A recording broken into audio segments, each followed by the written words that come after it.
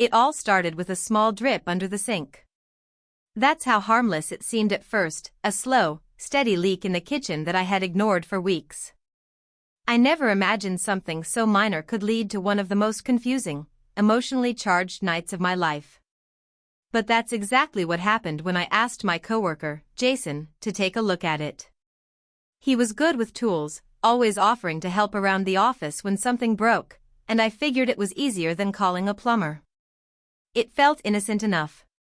I thought I was being practical. I thought I was being careful. Jason and I had always been friendly, maybe even a little too friendly depending on who you asked.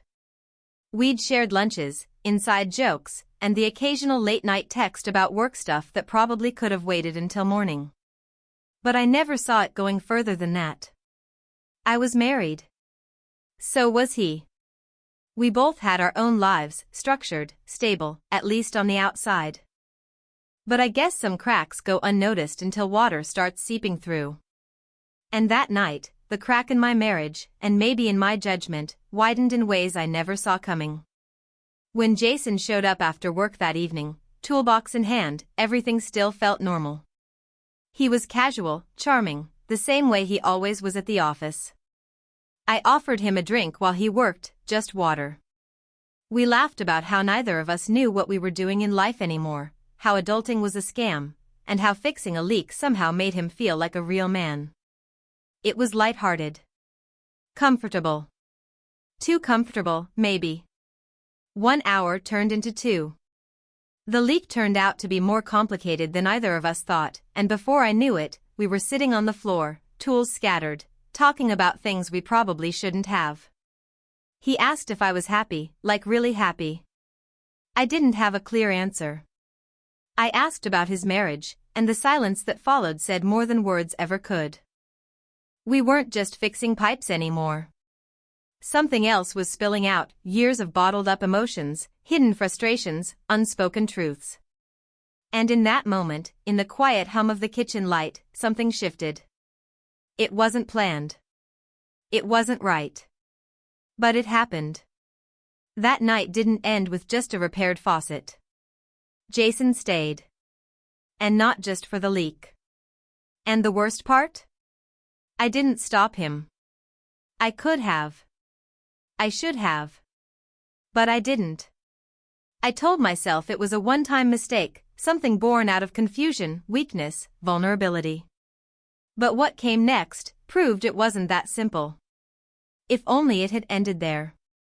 What happened after that night not only changed how I saw Jason, but how I saw myself. And if you think you know where this is going, trust me, you don't. Stay with me. Because the real story, the part that no one saw coming, is just getting started. The morning after felt like waking up in a different world. I remember staring at the ceiling, my heart pounding with a mix of guilt and confusion. Jason was still asleep on the couch, fully dressed, like he hadn't really intended to stay. But he had. And even though nothing too obvious had happened, no lines blatantly crossed, it felt like everything had changed. The silence between us was heavier than anything we'd ever said out loud. I avoided looking at him as I made coffee, hoping that somehow, if we didn't speak about it, it wouldn't feel so real. But I couldn't pretend for long. The flashbacks kept coming, his voice, the way he looked at me, the way I didn't stop him from staying. And then, of course, there was my husband, who had left the night before for an unexpected work trip. He hadn't called. He hadn't even texted goodnight. That used to bother me. Lately, I'd just accepted the distance. We'd become more like roommates, sharing a house, a schedule, but not much else. I'd told myself it was just a phase. That every marriage hits a rough patch. But the truth was, things hadn't felt right in a long time. Jason, on the other hand, had been easy to talk to. At work, he noticed when I seemed stressed. He offered to help without expecting anything. He'd show up at my desk with coffee, ask me how I was really doing, not just in that fake, casual way people ask, but like he meant it. It was subtle. But the attention, the care, it chipped away at me over time. I knew it wasn't just about fixing a leak. Something had been building between us for months, and that night, it cracked open. At the office, things got weird fast. Jason didn't say much, just a short hey in the break room, like nothing had happened. But I could feel the difference. The way his eyes lingered a second too long. The way my stomach flipped when I saw him talking to another female coworker and laughing like he used to with me. It was stupid, I know, but jealousy crept in. And that scared me more than anything. I told myself to focus on work, on my marriage, on anything else. But the tension wouldn't go away. Not at home. Not at work. Not even in my own head. Every decision I made after that night felt like walking a tightrope, waiting for everything to collapse. And then, just when I thought it couldn't get any messier, Jason showed up again. And this time, he didn't come to fix anything. It was a Friday evening when Jason showed up again. This time, he wasn't holding tools or pretending to help with anything around the house. He just knocked on my door like he belonged there. I froze when I saw him through the peephole. Part of me wanted to ignore it, pretend I wasn't home. But I opened the door anyway. He looked calm, too calm. Like he'd made up his mind about something. I, on the other hand, was a mess inside. My thoughts were everywhere. My marriage, the late nights at the office, the lingering stares, none of it made sense anymore. He said he just wanted to talk. That he couldn't stop thinking about what happened. I didn't know what to say. I was still trying to convince myself that nothing had really happened. That it was all just a moment of weakness, a blur we both misunderstood. But standing there in the doorway, his eyes locked on mine, I knew we both felt it, whatever it was. I let him in again, even though every instinct told me I shouldn't. I wasn't ready for answers, but I also wasn't ready to push him away. Meanwhile, things with my husband were getting worse. He was still distant, still buried in his job. He barely looked up from his laptop during dinner anymore. I found myself comparing every little thing he did, or didn't do, to Jason. It wasn't fair, but I couldn't help it. I started catching myself dressing differently for work, putting on a little more makeup, checking my phone a little too often just to see if Jason had messaged me. The emotional distance between me and my husband was growing by the day, and Jason seemed to be the only one trying to close any kind of gap. One night at the office, I stayed late to finish up a report. Jason was there too. The building was quiet, the kind of silence that makes even the smallest sound echo. We didn't talk much, but the silence wasn't empty. It was full of everything we weren't saying. As I packed up to leave, he walked over and said, almost in a whisper, "You're not happy, are you?" I couldn't answer. I just stared at him. Because in that moment, I wasn't sure what scared me more, being unhappy, or what I might do next if someone kept noticing. That question, "You're not happy, are you?" stayed with me all night. It played on repeat in my head like a broken record. I knew the answer. I'd known for a while. But hearing it out loud, especially from Jason, made it feel too real. I kept replaying our moments together, not just the night he stayed, but every subtle interaction, every glance that lingered too long, every time he saw through the version of myself I showed the world. It was dangerous, the way he made me feel seen. Because once someone sees you like that, it's hard to go back to being invisible.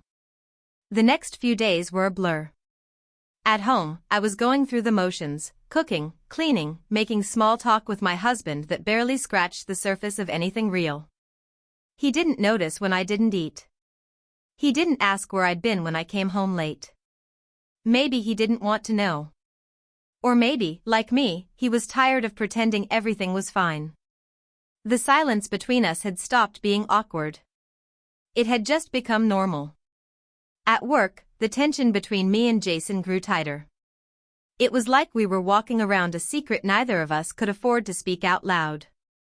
I started noticing how other coworkers looked at us. Too many jokes about us always staying late. Too many raised eyebrows when we left meetings at the same time. I laughed it off, but deep down, the weight of it all was becoming too much. Then came the night everything almost fell apart. It was a Thursday. My husband was out of town again, this time on a supposed 3-day conference. Jason knew. I hadn't told him directly, but I didn't have to. He showed up at my door again, no excuses, no toolbox, just him. And I let him in. We sat in the living room, barely speaking. The air felt heavy.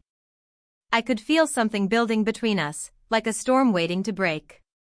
Every second that passed made it harder to hold back. I knew crossing that line fully would change everything. But a part of me was already standing on the edge. Jason looked at me, his voice low, steady. I need to know, is this real? Or am I just filling a space someone else left empty? I didn't answer. Because right then, the door handle moved. And someone else was home. The sound of the door handle turning was like a slap to the chest. Jason froze. I jumped up so fast my phone dropped to the floor, screen side down. My heart was racing, blood thundering in my ears. For a split second, I thought maybe I'd imagined it, that maybe my guilt was just playing tricks on me. But then the door creaked open. And standing there, suitcase in hand, was my husband. He wasn't supposed to be back until Saturday. That's what he'd told me. A conference 3 hours away, some hotel he didn't bother naming. But there he was, staring at the two of us like the entire world had just stopped spinning. His expression didn't change right away. He didn't shout, didn't ask questions. He just stood still, eyes locked on Jason, then shifting to me, like he already knew something had been going on and was only waiting for confirmation. I scrambled to speak. I didn't know you were coming back early. My voice cracked. Jason stood up slowly, tense, but trying to keep calm. I should go, he muttered, already heading for the door. But then my husband said something that changed everything. No, stay. You both should stay. His voice was low, measured, not at all what I expected. He didn't sound angry. That's what scared me the most. He shut the door behind him, set his suitcase aside, and walked into the living room like this was just another night. Jason and I exchanged a quick glance, confused, anxious. I felt like the walls were closing in. Then my husband sat down, crossed his legs, and said, "You know, I've had my suspicions for months. But this? This confirms it." I opened my mouth to deny it, to say it wasn't what it looked like, but it was. He wasn't stupid. And it turns out, neither was I. Because just then, he pulled out his phone and set it on the coffee table. On the screen was a paused video. I couldn't breathe. You didn't think I'd noticed the security cams? The ones you forgot I installed 2 years ago? I looked at the phone like it might burn me.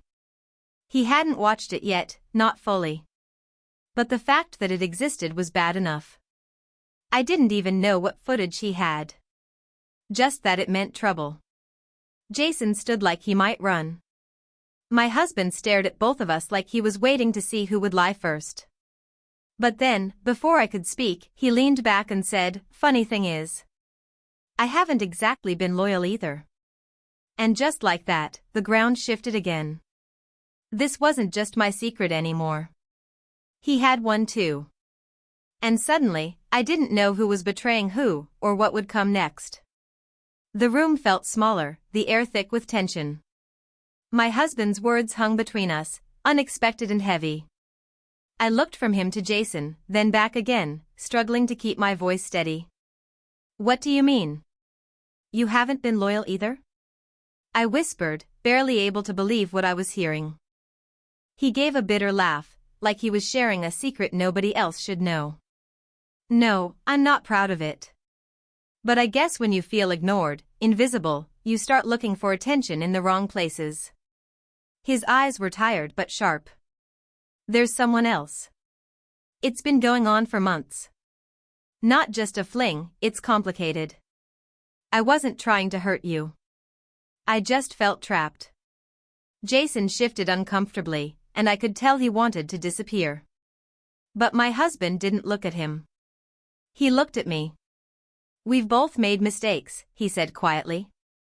Maybe more than either of us wanted to admit. For the first time in weeks, I felt like the walls between us cracked open, not with anger, but something raw and honest. None of us were perfect. None of us had been honest. But the truth was out now, and there was no running from it. The video on the phone suddenly became less important. It was a symbol, a piece of evidence, but the real damage was already done by silence and distance. I swallowed hard and met my husband's eyes. "So what now?" I asked. He shrugged. "I don't know. But pretending everything's okay isn't working. We need to figure out what this means for us." Jason nodded slowly, eyes fixed on the floor. "I never wanted to cause pain," he said softly. "I just got caught up in something I shouldn't have." We sat in a heavy silence, the kind that comes before decisions, before endings or beginnings. Then, just as I thought this raw honesty might lead to some fragile peace, my phone buzzed on the table. I glanced down to see a message from a number I didn't recognize. Curious and anxious, I opened it. The text was simple but chilling: "You're not the only one with secrets. Be careful who you trust." Before I could react, my husband's phone lit up as well. He glanced at it quickly, then paled. "That was from my wife," he said. "She's coming back early." Suddenly, the fragile calm shattered. There was no room for honesty now, only a looming storm we hadn't seen coming. Jason looked between us, then quietly said, "Maybe some leaks aren't meant to be fixed." And in that moment, I realized this was far from over. The real reckoning was just beginning. The tension in the room was unbearable as the reality sank in: my husband's wife was coming back early. The thought hit me like a wave: how many layers of secrets were hiding beneath the surface of my own life? Jason's words echoed in my mind: maybe some leaks aren't meant to be fixed. It felt like everything I thought I knew was leaking out, and there was no way to stop it. We sat quietly, each lost in our own thoughts. The fragile trust we'd started to build felt like it was slipping through our fingers. But in that moment, something shifted inside me. I realized that hiding from the truth or pretending everything was perfect wasn't helping anyone. The leaks, both in my marriage and in my life, needed attention, not denial. I looked at Jason and then at my husband, feeling a strange mix of gratitude and sadness. We had all made mistakes, hurt each other, and let distance grow between us. But the only way forward was honesty, even if it was painful.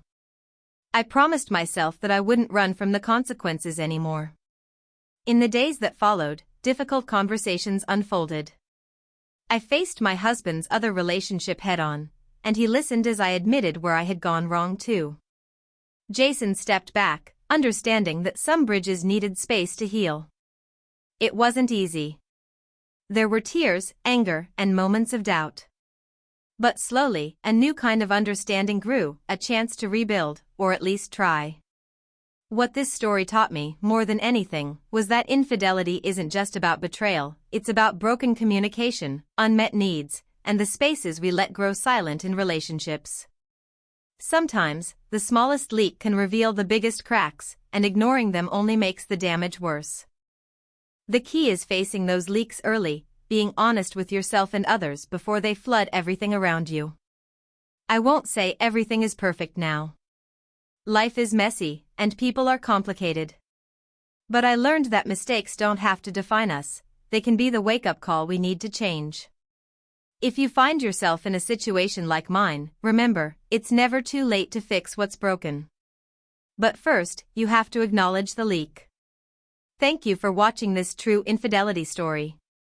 If you've ever faced something similar or have thoughts about what honesty really means in a relationship, please share in the comments.